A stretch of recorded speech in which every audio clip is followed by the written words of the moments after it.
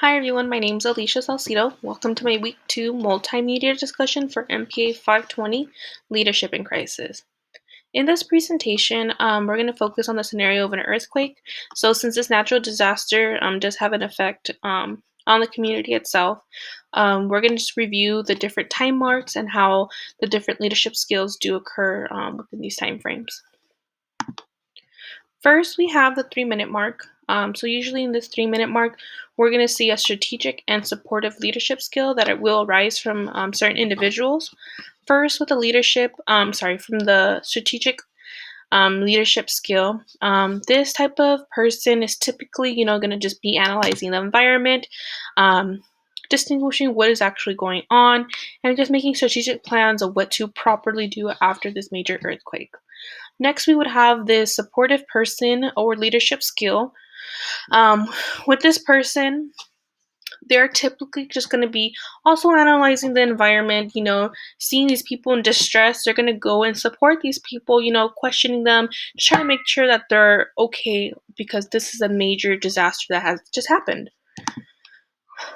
Next, we have the 3-hour mark. For this 3-hour mark, we will see the leadership skill of a participative.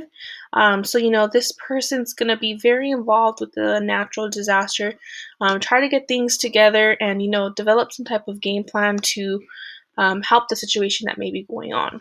Next, we would have this inspirational person. It's going to actually take the role and the leadership skills, to actually get things done together. They'll make sure, like, if there's any if there's people getting stuck in some areas, taking the inspiration and, guiding people to, what, hey, let's work all together and, like, let's get this person out of the environment that they're in. So typically in this type of natural disaster, we will see the aftermath.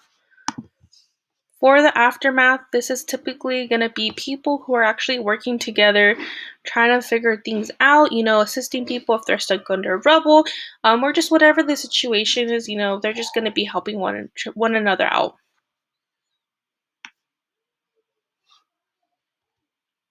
And next, after the 3-hour mark, we have the 3-day mark. So this is going to be very more intense. After a natural disaster, there has been already at least a few days. So, like the government and FEMA and all these other type of agencies can actually get together. So in this situation, after the 3-day mark, we're going to see more of a collaborative leadership skill rise. For the collaborative, all these different entities and organizations are actually working together to help the people that are actually in need, that suffered from, losing their home, being injured, whatever the situation is. It's going to be a very collaborative type of leadership.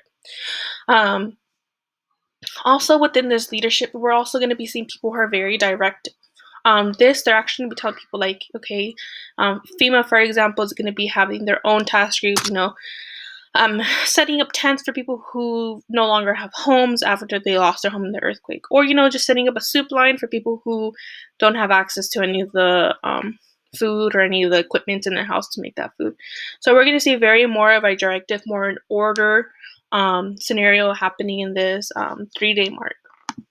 After the 3-day mark, we're going to have our 3-month mark. So after the 3-month mark, after a disaster earthquake, it's going to be more strategic, more planned out. So we will see an achievement leadership. This is a person who's getting all the goals together after a natural disaster earthquake. They're going to be making sure that they are able to, get things done as a plan, especially whatever on their agenda. Also, in this 3-month mark, we're going to be seeing people who have these combinations of leadership skills.